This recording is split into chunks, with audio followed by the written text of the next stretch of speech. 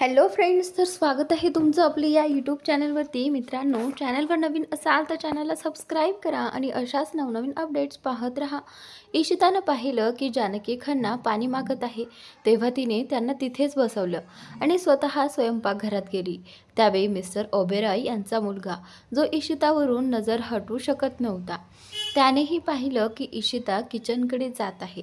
त्याने आधी आजूबाजूला असलेल्या लोकांकडे एक नजर टाकली आणि नंतर तोही किचनमध्ये गेला. इशिता जानकी खन्नांसाठी पाणी घेत होती. इतक्यात तिला वाटलं कुणीतरी आत आलं आहे. तिला प्रथम वाटलं की कदाचित अनया असेल, म्हणून न वळताच हसत ती म्हणाली, तुला किचनमध्ये येण्याची काय गरज होती? तुला काही हवं होतं तर मला सांगितलं असतं.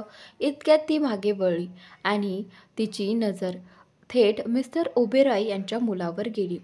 तो दरवाजाजवळ उभा राहून फक्त तिच्याकडेच बघत होता. अचानक अनोळखी माणूस जवळ असल्याचं पाहून इशिता थोडी गडबडून म्हणाली, आपण कोण? इशिताच्या भीतीकडे पाहत मिस्टर ओबेरॉय यांचा मुलगा हलकसं हसत म्हणाला, मी कबीर खन्नाचा जुना मित्र आहे. माझं नाव आदित्य ओबेरॉय. मला तहान लागली होती म्हणून आलो. तिथे पाणी दिसलं नाही म्हणून थेट किचनमध्ये आलो आणि तुम्हाला पाणी घेताना पाहिलं, तेव्हा वाटलं कदाचित तुम्हीच मला पाणी द्याल. हे ऐकून इशिताने हातातल्या ग्लासकडे पाहिलं. तो पाणी ती प्रत्यक्षात जानकी खन्नांसाठी घेऊन आली होती, पण मेहमानाला नकार द्यावा हे तिला योग्य वाटलं नाही, म्हणून तिने ग्लास त्याला देत म्हणाली, हे पाणी मी माझ्या दीदांसाठी घेऊन चालले होते, पण काही हरकत नाही. तुम्ही आमचे पाहुणे आहात, तुम्ही हे पाणी घेऊ शकता. इशिता त्याला पाणी देत होती तेव्हा आदित्यने लगेच हात पुढे करून ग्लास घ्यायला गेला. त्या क्षणी त्याचा हात इशिताच्या हाताला स्पर्शून गेला. इशिता मात्र काहीही न जाणता साधेपणाने पाणी देत होती. त्याने पाणी घेतलं तसेच इशिता बाजूला झाली आणि दुसरा ग्लास भरू लागली. आदित्यने पाणी पिऊन इशिताकडे पाहत विचारलं, तुम्ही खूप सुंदर दिसत आहात. मी तुमचं नाव जाणून घेऊ शकतो का? आणि तुम्ही मिस्टर कबीर खन्नाच्या भावाच्या वाढदिवसाला आलात. माझा अर्थ, मी तुम्हाला इथे आधी कधी पाहिलं नाही. हे ऐकून इशिता स्मित करत म्हणाली, माझं नाव इशिता आहे आणि कबीर खन्नाची बहीण अनया ही माझी जिवलग मैत्रीण आहे, म्हणून मी तिच्यासोबत इथेच राहते. आणि त्यानंतर इशिताचं उत्तर ऐकून आदित्य थोडा आश्चर्यचकित होऊन म्हणाला, तुम्ही इथेच राहता? म्हणजे कबीर खन्ना असूनही तुम्ही त्याच्या घरी राहता आणि तो काही बोलत नाही? इशिता थोडी गोंधळून म्हणाली, आपण अशा गोष्टी का बोलताय? ते इतके वाईट नाहीत आणि मग मला इथे राहायला ते का रोखतील? असो, मी हे पाणी घेऊन बाहेर चालले आहे. आपण पार्टीचा आनंद घ्या. असं म्हणून इशिता हसतच निघून गेली. इशिता हसताना पाहून आदित्यच्या छातीत धडधड सुरू झाली, जणू काही हृदय बाहेरच उडी मारेल. त्याने ग्लास टेबलावर ठेवला आणि लगेच तिच्या मागे गेला. दरम्यान कबीर आपल्या असिस्टंटसोबत बागेत आला होता. असिस्टंटच्या चेहऱ्यावर तणाव पाहून कबीर गंभीर आवाजात विचारतो, काय झालं? आज एवढा उशीर कसा? मी तुला सांगितलं होतं ना, प्रत्येक बातमी वेळेवर सांगायला हवी. तू इतका बेजबाबदार कसा होऊ शकतोस? कबीरच्या प्रश्नावर असिस्टंट घाबरत म्हणाला,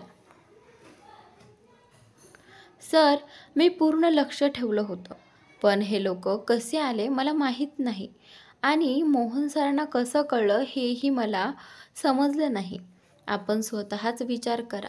जर मला आधीच माहीत असतं तर मी तुम्हाला नक्की सांगितलं असतं. असिस्टंटच्या उत्तरावर कबीरनं खोल श्वास घेत म्हणाला, हो, मला ठाऊक आहे.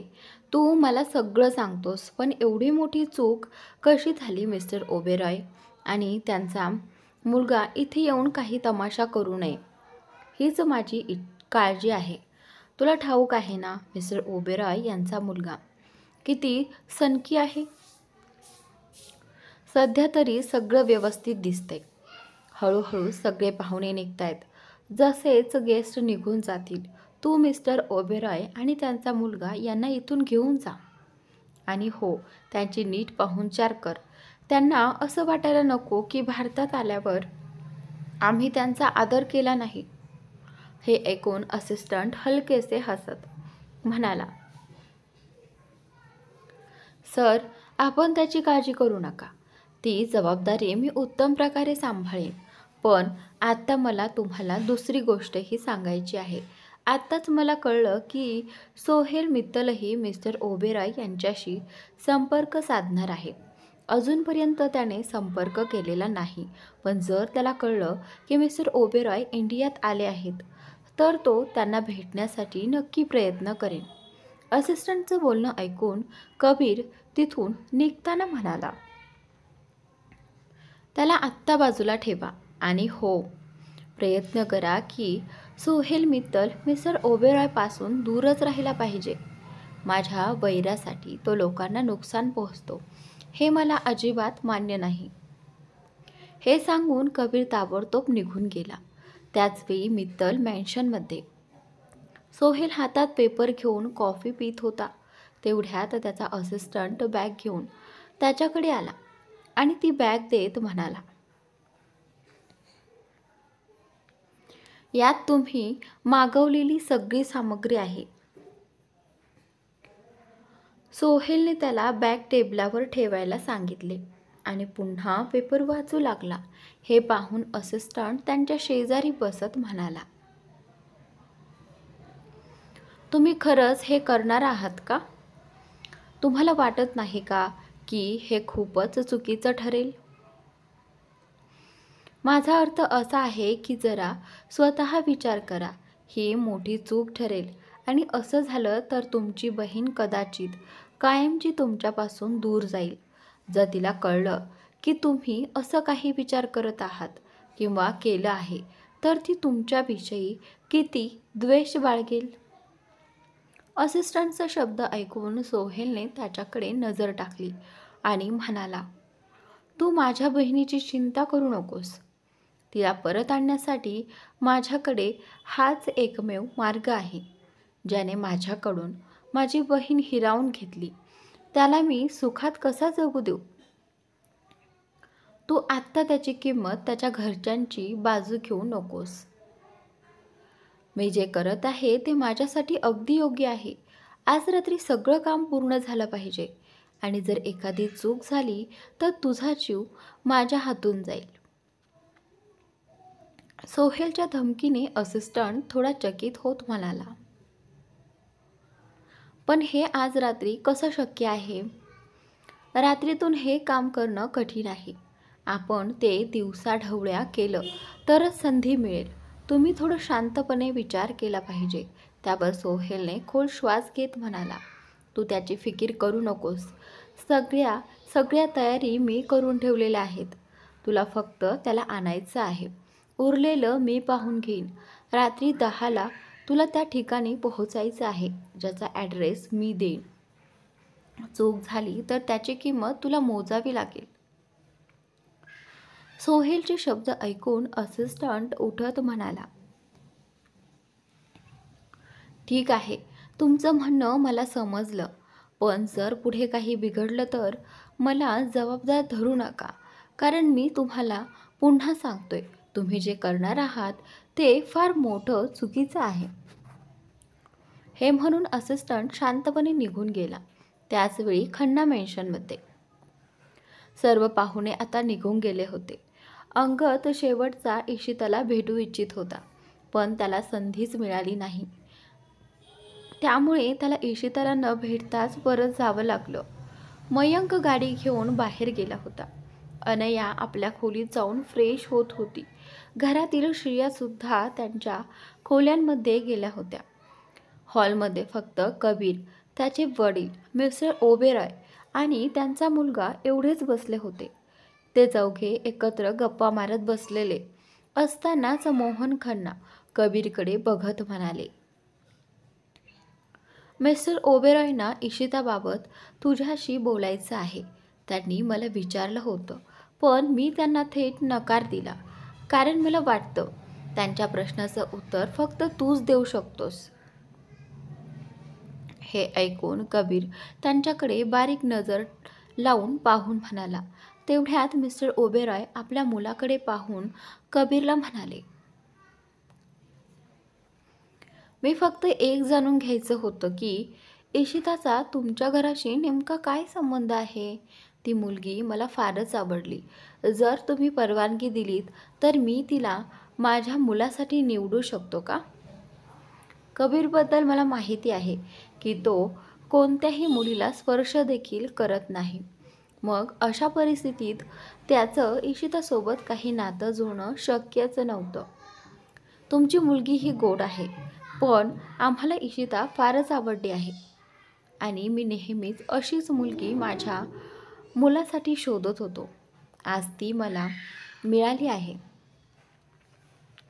मिस्टर ओबेरॉयचं बोलणं ऐकून शांत बसलेला कबीर संतापाने उठून म्हणाला, तुम्हाला हे सुचायलाच कसं काय झालं?